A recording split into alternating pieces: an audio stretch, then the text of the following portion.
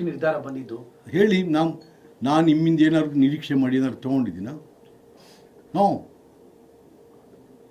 ಕೇಳಿ, ನನ್ನ ಜೊತೆಯಲ್ಲಿ ಶ್ರೀನಿವಾಸ್ ಪ್ರಸಾದ್ ಇದ್ದರು, ನಿಮ್ಮ ಪ್ರೆಸ್ ಸೆಕ್ರೆಟರಿ ಮಹಾದೇವ್ ಪ್ರಕಾಶ್ ಇದ್ದರು.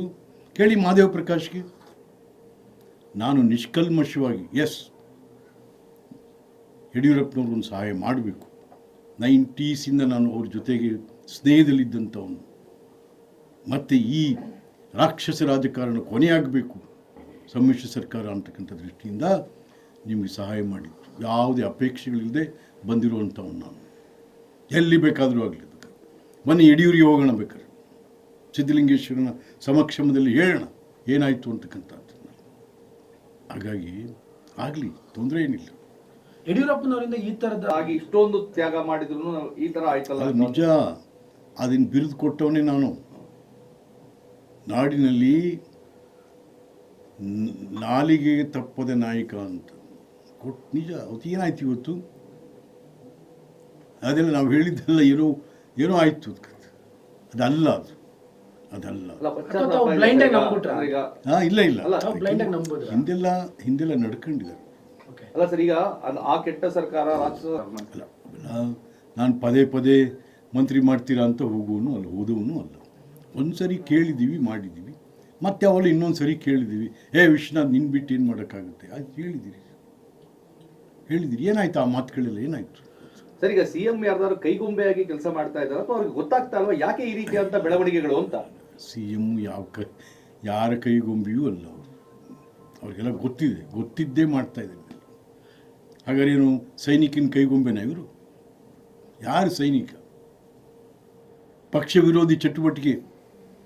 ನಾನು ಹುಣಸೂರಲ್ಲಿ ನಿಂತಾಗ ಸೋಲಿ ಯಾರ ಕಾರಣ? ಮುಖ್ಯವಾಗಿ ಕೊಟ್ಟು ದುಡ್ಡನ್ನು ಲಪ್ಟಾಯಿಸ್ಕೊಂಡು ಹೊಟ್ಟೋದ್ನಲ್ಲ. ಆಗ ನಮ್ಮ ಸೋಲಿಸಿದವ್ರನ್ನ ಮಂತ್ರಿ ಮಾಡಬೇಕಾ ನೀವು? ಇದೆಲ್ಲ ನೋಡಿ ಎನಿ ಬ್ಲ್ಯಾಕ್ ಮೇಲ್.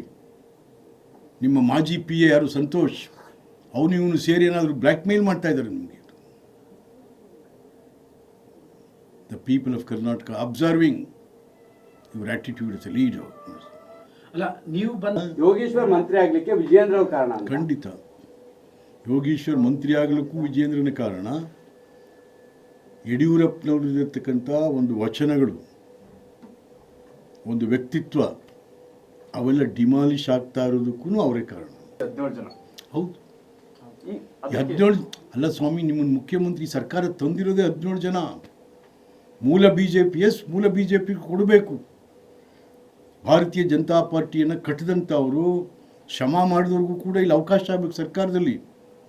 ಯಾವಾಗ? ಈ 17 ಜನಕ್ಕೆ ಕೊಟ್ಟು ಆದಮೇಲೆ ಕೊಡಬೇಕು ಅವ್ರಿಗೆ. ಬಿಕಾಸ್ ಸರ್ಕಾರ ತರೋದಕ್ಕೆ ಪ್ರಮುಖ ಕಾರಣಕರ್ತರು ಈ 17 ಜನರು.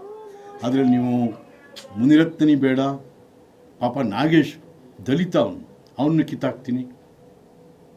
ಪಟ್ಟು ಹಿಡಿದು ಬಿಟ್ಟಿದ್ದೀರ, ನಾಗೇಶನ ಕಿತ್ತಾಕಬೇಕು. ಯಾಕೆ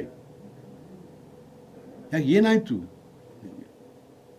ಹಾಗಾಗಿ ಏನಿವತ್ತಿನ ದಿವಸ ಒಂದು ಸರ್ಕಾರ ಅಂತ ಅಂದರೆ ಎಲ್ಲ ಜಾತಿ ಜನಾಂಗ ಧರ್ಮ ಭಾಷಿಕರು ಬರಬೇಕಾದ್ರೆ ದಟ್ ಇಸ್ ದ ಕಾನ್ಸ್ಟಿಟ್ಯೂಷನ್ಸ್. ಮುಸ್ಲಿಮರು ಕೂಡ ಇರಬೇಕು ಇದರೊಳಗೆ, ಅಲ್ಪಸಂಖ್ಯಾತರು ಇರಬೇಕು, ಹಿಂದುಳಿದ ವರ್ಗದವರು ಇರಬೇಕು, ಮುಂದುವರಿದವರು ಇರಬೇಕು, ದಲಿತ ಸಮೂಹ ಇರಬೇಕು. ಇವತ್ತು ಅದು ಕಾಣ್ತಾ ಇಲ್ಲ. ಮಂತ್ರಿಯನ್ನು ಹೊರತುಪಡಿಸಿ ನಾನು ಯಾವ ಹುದ್ದೆನೋ ಅವ್ರ ಹತ್ರಕ್ಕೆ ಮಂತ್ರಿ ಮಾಡಿ ಅಂತ ನಿನ್ನ ಬಿಟ್ಟು ಮಂತ್ರಿಮಂಡಲ ಆಗುತ್ತಾ ವಿಶ್ವನಾಥ್? ಹೇಳಿದ್ದೀರ ನೀವು. ಮತ್ತು ನಮ್ಮಿಬ್ಬರ ನಡುವೆ ನಡೆದಂಥ ಮಾತುಕತೆಗಳನ್ನ ಹೇಳೋಕ್ಕಾಗಲ್ಲ, ಮುಜುಗರ ಅದು. ಬಟ್ ಆ ಮಂತ್ರಿ ಅಂತಕ್ಕಂಥದ್ದು ಇತ್ತು, ಕೊಡಬೇಕು ಅಂತ ಇತ್ತು, ಕೊಡ್ತೀನಿ ಅಂತಕ್ಕಂಥ ಮಾತು ಇತ್ತು. ನ್ಯಾಯಾಲಯ ತೀರ್ಪು ನಾವು ಯಡಿಯೂರಪ್ಪನವರಿಂದ ಈ ಥರ ನಡವಳಿಕೆಯನ್ನು ನಾವು ನಿರೀಕ್ಷೆ ಮಾಡಿರಲಿಲ್ಲ. ಇಡೀ ರಾಜ್ಯ ಹೇಳ್ತು, ಇಡೀ ಸ್ವಾಮಿಗಳೆಲ್ಲ ಹೇಳಿದ್ರು.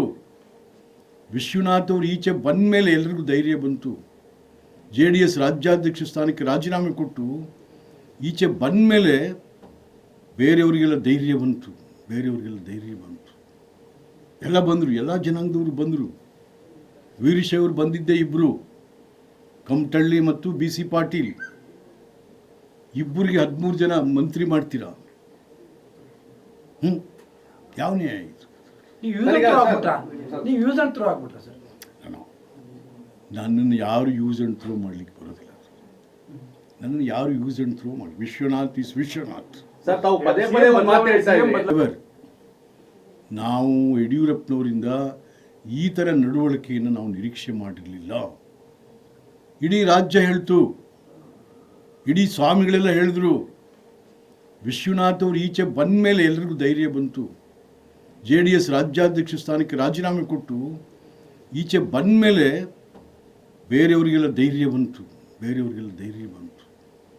ಎಲ್ಲ ಬಂದರು, ಎಲ್ಲ ಜನಾಂಗದವರು ಬಂದರು. ವೀರಶೈವರು ಬಂದಿದ್ದೇ ಇಬ್ಬರು, ಕಮಟಳ್ಳಿ ಮತ್ತು BC ಪಾಟೀಲ್. ಇಬ್ಬರಿಗೆ 13 ಜನ ಮಂತ್ರಿ ಮಾಡ್ತೀರಾ? ಯಾವ ನ್ಯಾಯ ಇದು? ನೀವು ಯೂಸ್ ಅಂಡ್ ಥ್ರೋ ಆಗ್ಬಿಟ್ರಾ ನೀವು ಯೂಸ್ ಅಂಡ್ ಥ್ರೋ ಆಗ್ಬಿಟ್ರಾ ಸರ್ ನನ್ನನ್ನು ಯಾರು ಯೂಸ್ ಆ್ಯಂಡ್ ಥ್ರೋ ಮಾಡಲಿಕ್ಕೆ ಬರೋದಿಲ್ಲ.